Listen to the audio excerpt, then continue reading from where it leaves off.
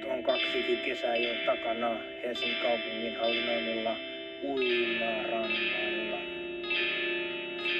Olen viettänyt ne 2 kesää suurimmaksi osaksi Mustikkamaan saaren rannalla. Vietän nyt myös 3. kesän samalla uimarannalla siivoillen ja korjaillen. Olen myös aloittanut kiinteistönhoitajan opinnot, joten kokemusta löytyykin tuplasti.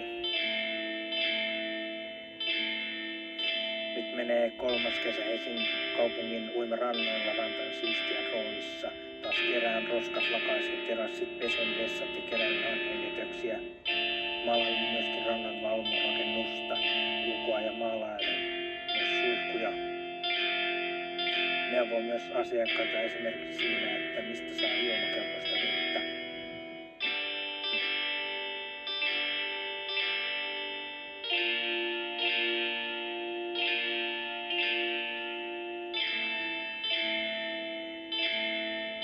Uimarannoilla työskentelee siistiöiden lisäksi edelleen myöskin rantapelastajia.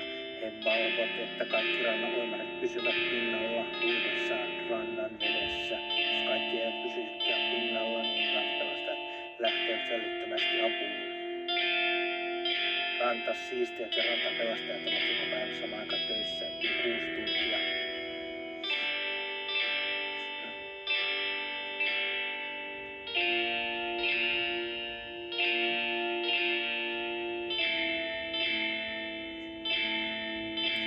Menee 3. kesä Helsingin kaupungin uimarannolla rantasiistijän roolissa. Taas kerään roskat, lakaisen terassit, pesen vessat ja kerään hanhenjätöksiä. Maalailen myöskin rannan valvon rakennusta ulkoa ja maalaisen myös suihkuja. Neuvon myös asiakkaita esimerkiksi siinä, että mistä saa juomakelpoista vettä.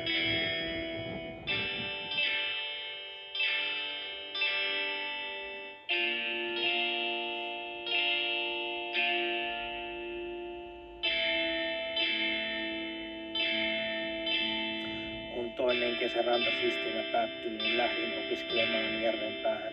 Lähdin opiskelemaan kiinteistöhoitajaksi, mikä on samasti työtä kuin tämä.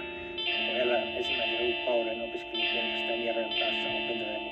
Tammikuussa alkoi Rastilassa, jossa olen 2 päivänä viikossa. Nyt menee 3. kesä Helsingin kaupungin uimarannalla rantasiistijan roolissa. Taas kerään roskat, lakaiset terassit, pesen vessat ja keräilen hanhenjätöksiä. Maalailen myöskin rannan valvon rakennusta ulkoa ja maalaisen myöskin suihkuja. Neuvon myös asiakkaita esimerkiksi siinä, että mistä saa juomakelpoista vettä.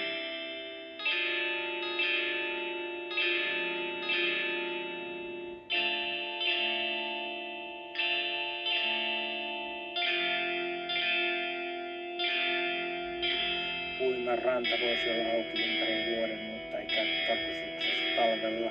Talvella uimarantoja voisi käyttää vaikkapa jääkiekkoilun tai taitoluisteluun. Rantapelastajat katsovat, että hokkarit ja pikkuistimet pysyvät jään päällä.